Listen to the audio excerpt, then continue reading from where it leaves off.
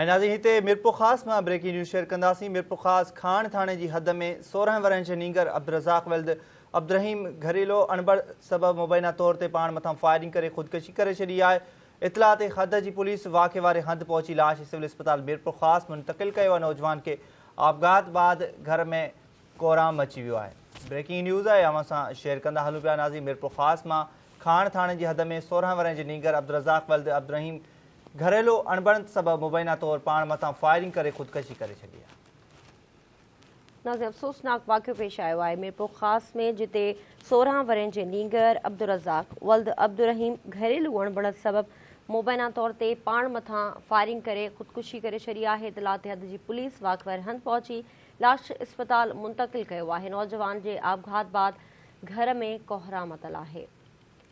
अफ़सोसनाक ख़बर अवां करियूं पिया। नाज़रीन मिरपुर ख़ास में जिते 16 वरनि जे नौजवान अब्दुर्रज़ाक वल्द अब्दुर्रहीम घरेलू अणबड़ सबब मुबैना तौर पाण मथां फायरिंग करे ज़िंदगी जो अंत आंदो आहे। इतला ते हद जी पुलिस वाक़े वारे हंधि पहुची लाश अस्पताल मुंतक़िल कयो आहे। जॾहिं नौजवान जे आपघात खां पोइ संदसि घर में हिन वक़्तु कोहराम मतल आहे।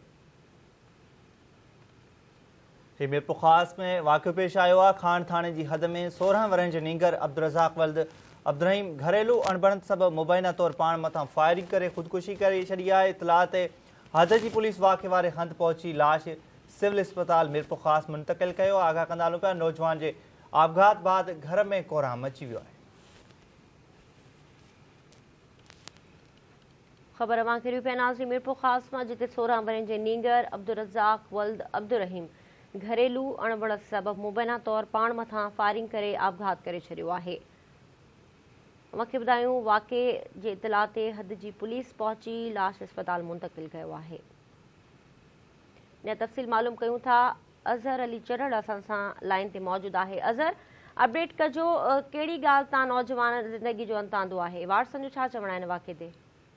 जी बिल्कुल ही अफ़सोसनाक जो है वाक़ियो पेश आयो है। मिरपुर ख़ास जे खान थाने जी हद में 16 वरे जो नींगर है अब्दुर्रज़ाक वल्द अब्दुर्रहीम जो ज़रदारी घरेलू अणबड़ सबब मुबैना तौर पाण मथां फायरिंग करे ख़ुदकुशी जेका है उहा करे छॾी आहे। इतला ते हद जी पुलिस वाक़े वारे हंधि पहुची लाश सिविल अस्पताल मिरपुर ख़ास मुंतक़िल करे छॾियो आहे, जितां लाश के ज़रूरी कार्रवाइनि बाद वारसनि हवाले कयो वेंदो। पुलिस पारां जेका आहे वधीक इन मामले जी जांच कई पई वञे। जी ठीकु आहे अज़हर, वॾी महिरबानी तफ़सील आहे।